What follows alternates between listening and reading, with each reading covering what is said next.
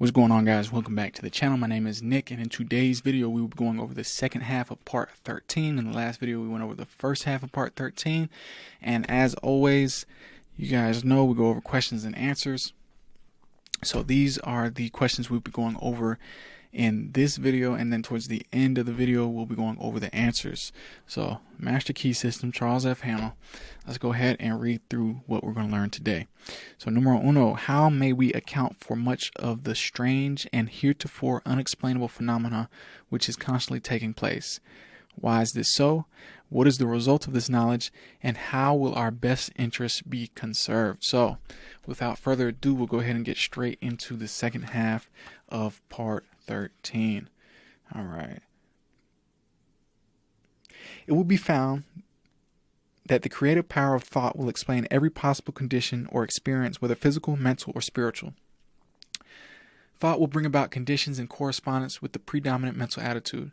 Therefore, if we fear disaster, as fear is a powerful form of thought, disaster will be the certain result of our thinking. It is this form of thought which frequently sweeps away the result of many years of toil and effort.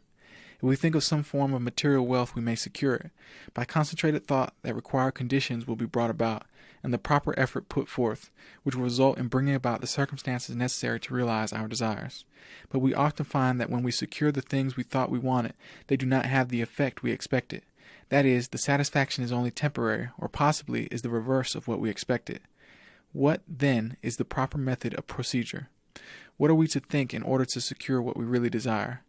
What you and I desire, what we all desire, what everyone is seeking is happiness and harmony. If we can be truly happy, we shall have everything the world can give. If we are happy ourselves, we can make others happy. But we cannot be happy unless we have health, strength, congenial friends, pleasant environment, sufficient supply, not only to take care of our necessities, but to provide for those comforts and luxuries to which we are entitled. The old orthodox way of thinking was to be a worm, to be satisfied with our portion, whatever it is.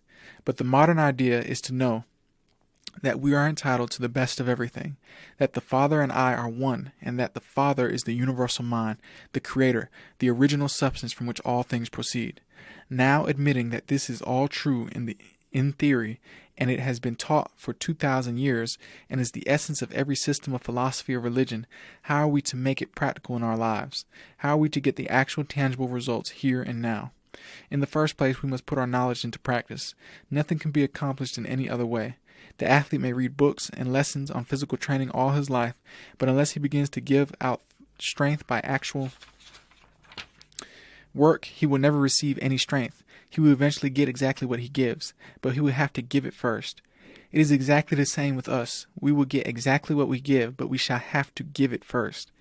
It will then return to us many-fold, and the giving is simply a mental process, because thoughts are causes and conditions are effects. Therefore, in giving thoughts of courage, inspiration, health, or help of any kind, we are setting causes in motion which will bring about their effect. Thought is a spiritual activity and is therefore creative. But make no mistake, thought will create nothing unless it is consciously, systematically, and constructively directed. And herein is the difference between idle thinking, which is simply a dissipation of effort, and constructive thinking, which means practically unlimited achievement. We have found that everything we get comes to us by the law of attraction. A happy thought cannot exist in an unhappy consciousness. Therefore, the consciousness must change, and as the consciousness changes, all conditions necessary to meet the changed consciousness must gradually change, in order to meet the requirements of the new situation. In creating a mental image or an ideal, we are projecting a thought into the universal substance from which all things are created. This universal substance is omnipresent, omnipotent, and omniscient. Are we to inform the omniscient as to the proper channel to be used to materialize our demand? Can the finite advise the infinite? This is the cause of failure, of every failure. We recognize the omnipresence of the universal substance, but we fail to appreciate the fact that this substance is not only omnipresent, but it is omnipotent and omniscient, and consequently will set causes in motion concerning which we may be entirely ignorant. We can best conserve our interest by recognizing the infinite power and infinite wisdom of the universal mind, and in this way become a channel whereby the infinite can bring about the realization of our desire. This means that recognition brings about realization. Therefore, for your exercise this week, make use of the principle. Recognize the fact that you are a part of the whole, and that a part must be the same in kind and quality as the whole. The only difference there can possibly be is one in degree. When this tremendous fact begins to permeate your consciousness, when you really come into a realization of the fact that you, not your body, but the ego, the I, the spirit which thinks is an integral part of the great whole, that it is the same in substance and quality and kind, that the Creator could create nothing different from himself, you will also be able to say, the Father and I are one, and you will come into an understanding of the beauty, the grandeur, the transcendental opportunities which have been placed at your disposal. Increase in me that wisdom which discovers my truest interests. Strengthen my resolution to perform that which wisdom dictates. Franklin. All right, guys, so that was the second half of part 13. So let's go ahead and get right into the answers. So, number 1, how may we account for much of the strange and heretofore unexplainable phenomena which is constantly taking place? By the creative power of thought. So, creative power of thought, very, very important. Why is this so? Because when we learn of a fact, we can be sure that it is the result of a certain, definite cause, and that this cause will operate with invariable precision. Number 3, what is the result of this knowledge? It will explain the cause of every possible condition, whether physical, mental, or spiritual. And number 4, how will our best interests be conserved?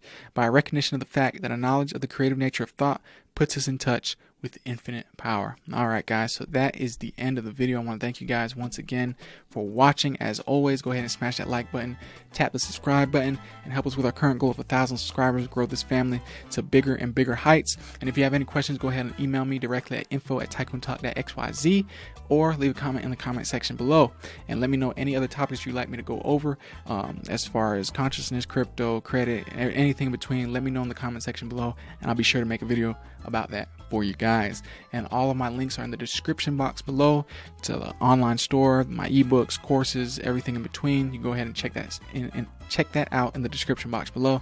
And if you like this video, go ahead and check out the other videos on my channel where I talk about how to make passive income with cryptocurrency, how to fix your credit, the financial markets, and everything in between. There's a bunch of cool information there on the channel, guys. So go ahead and scroll on over to the playlist section, and you'll see everything nice and neat organized for you there.